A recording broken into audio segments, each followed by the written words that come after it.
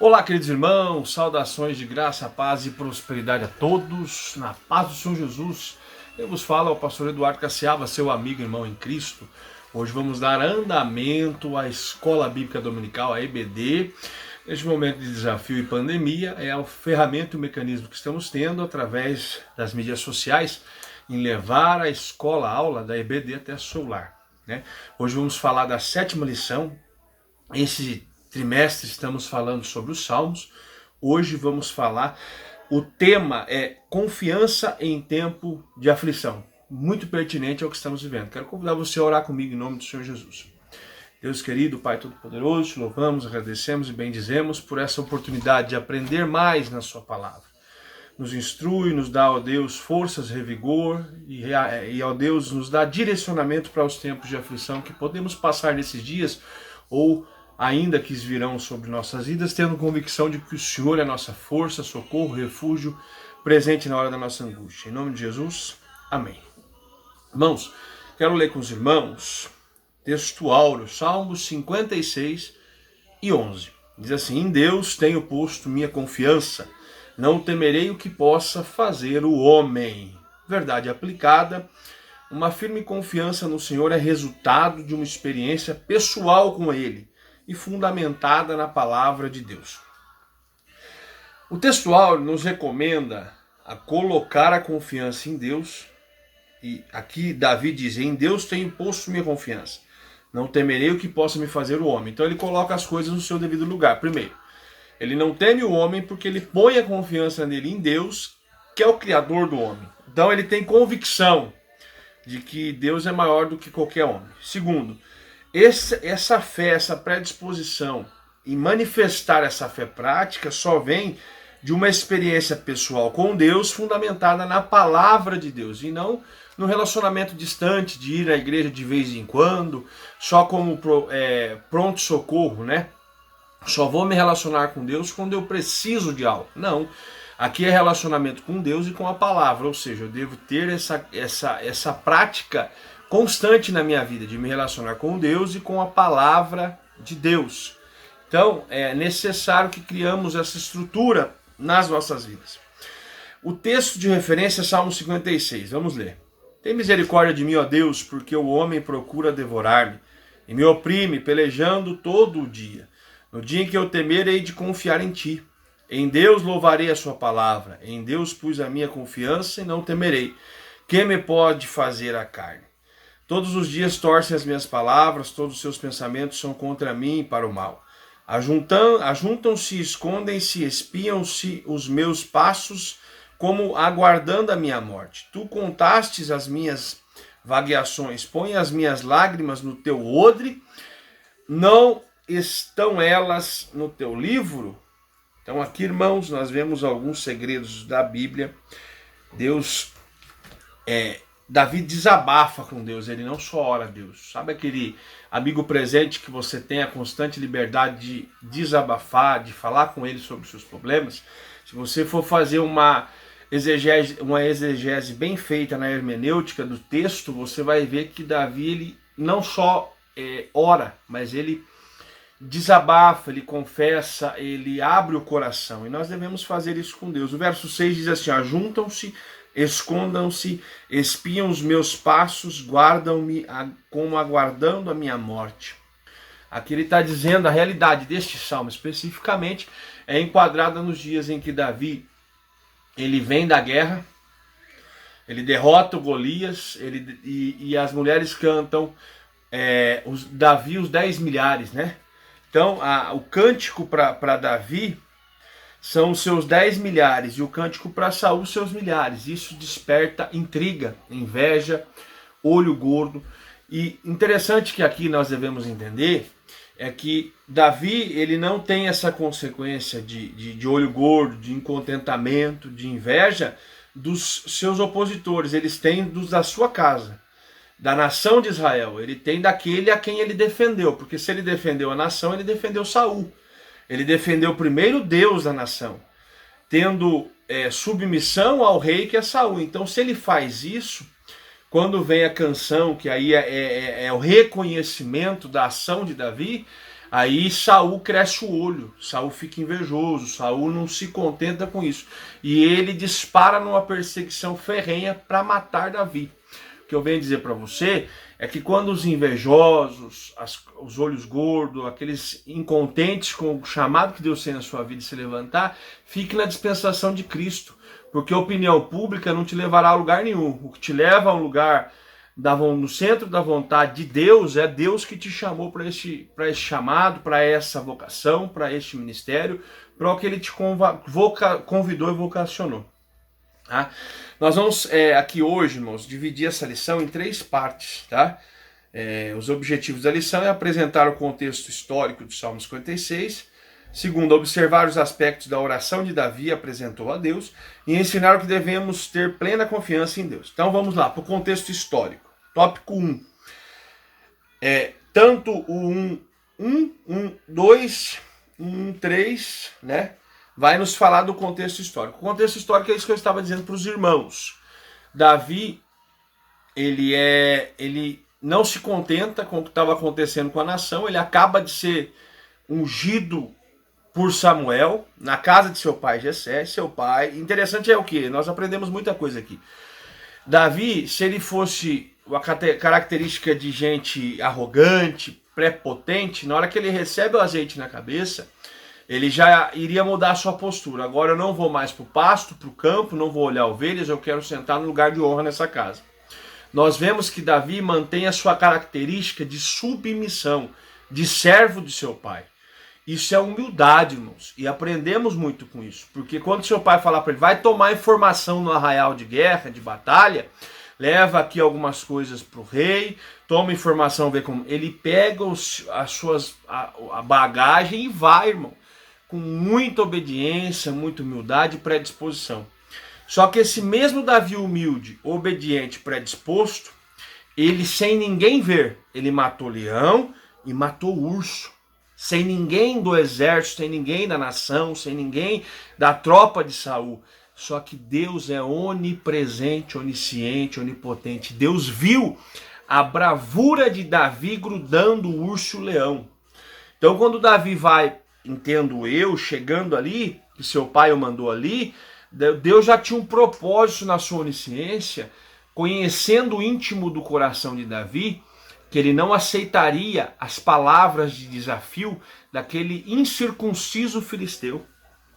Quando ele chega, ele já toma ciência que aquele incircunciso filisteu está ofendendo o exército de Deus vivo. Então ele fala, quem é este incircunciso? Davi tem obediência, Davi tem humildade, servidão, mas ele também tem conhecimento do Deus que ele tem servido e serve. Você conhece o Deus que você serve? Você sabe que ele é maior que todos os seus gigantes? Porque Davi revela que sabia. Ele diz assim, ó, quem é este incircunciso filisteu? Ele está dizendo assim, ó, estes filisteus, esse gigante ou os menores, não têm promessa do Deus verdadeiro e único. Nós é que temos. Essa peleja não é nós que pelejamos, mas é o nosso Deus. Então, nas aflições de nossa peleja, tenha conhecimento de quem é o Deus que você serve e de quem são os seus opositores. Seus opositores são todos subordinados ao centro da vontade do seu Deus. Tá? Quando Davi derrota o gigante, conhecemos a história, ele volta. Aí as mulheres cantam, Saul com seus milhares e Davi com seus 10 milhares. Então, cresce o olho gordo, Davi tem que correr e ele vai para onde? Para Gate.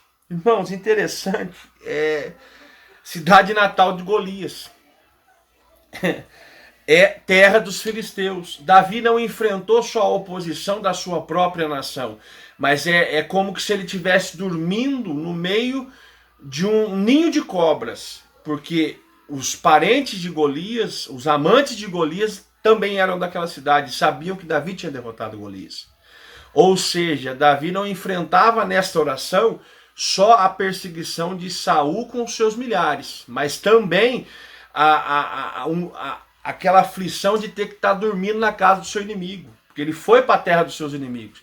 E aqui cumpre o que Davi escreveu, ainda que eu passe pelo vale da sombra da morte, não temeria mal algum, porque tu estás comigo, tua vara e o teu cajado me consola. Irmãos, então você pode estar até na terra dos seus opositores, mas Deus tem te guardado. Vamos trazer isso para os nossos dias, aplicando? Estamos vivendo tempos difíceis, princípios de dores, pandemia. Parece que nós estamos dentro da território do nosso inimigo, né?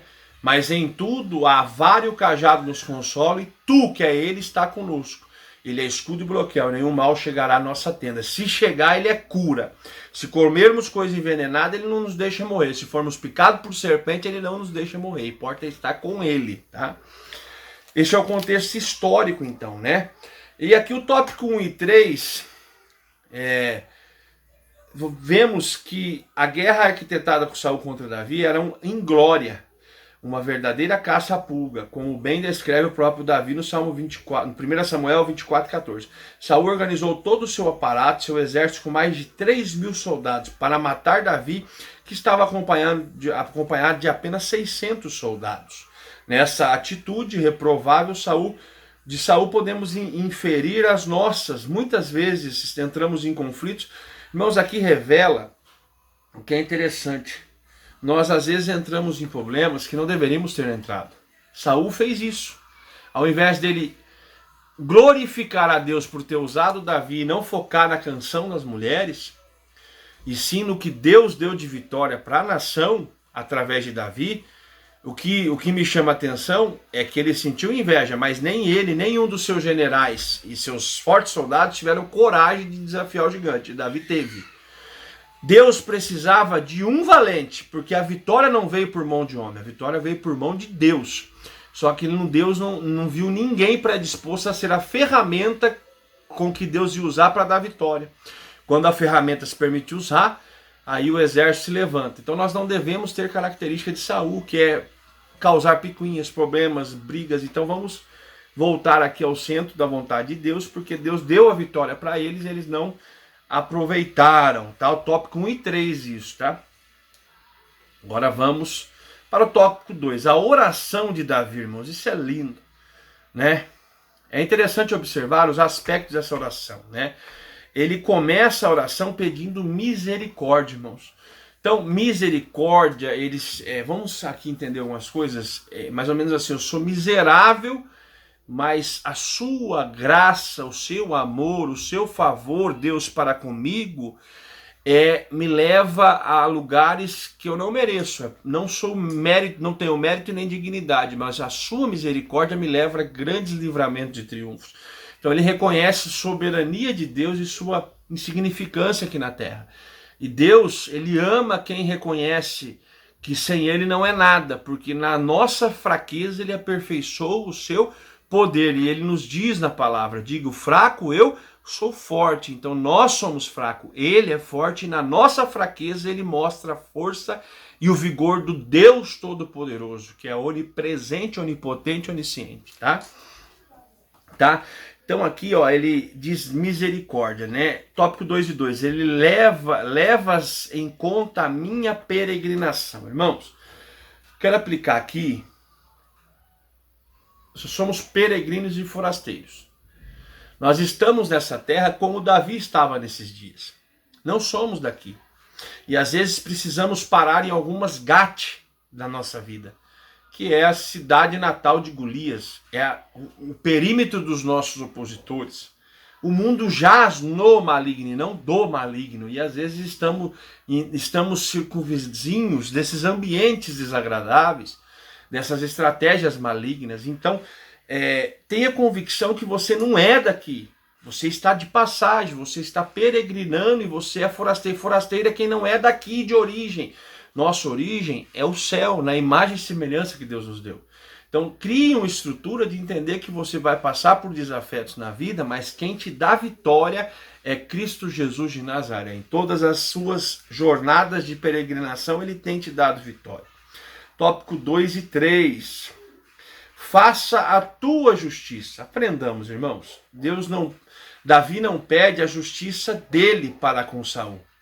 E aqui está o segredo de Davi, irmãos. Davi teve a oportunidade de matar Saul.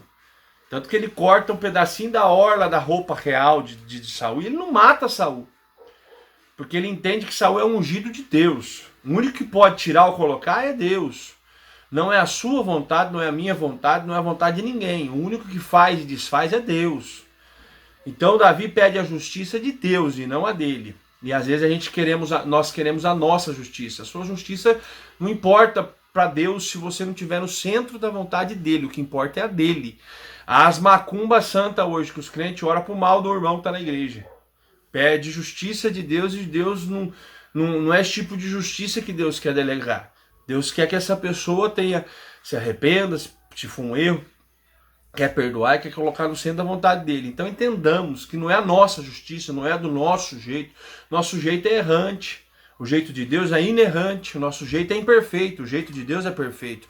O nosso jeito não é agradável. O jeito de Deus é agradável. Romanos 12, a vontade dele é boa, perfeita e agradável. E a justiça dele é perfeita, porque a justiça dele tem nos comprado para levar para morar no céu, na sua presença, novo céu, nova terra, corpo glorificado. E aí às vezes queremos a graça e a misericórdia de Deus para nos justificar, mas não queremos delegar isso à vida das outras pessoas que convivemos e temos correlacionamentos com ela. Então, não é a nossa justiça, é a justiça de Deus. Amém, meus irmãos? Fique claro isso. Confiança em tempo de crise. Louvor à palavra de Deus. O salmista declara que em Deus louvaria a sua palavra. O termo sinônimo de gloriar-se na palavra do Senhor, por mais difícil que fosse, no momento em que estava passando, ele sabia da fidelidade do Senhor no cumprimento de suas promessas. Davi estava vivendo um paradoxo.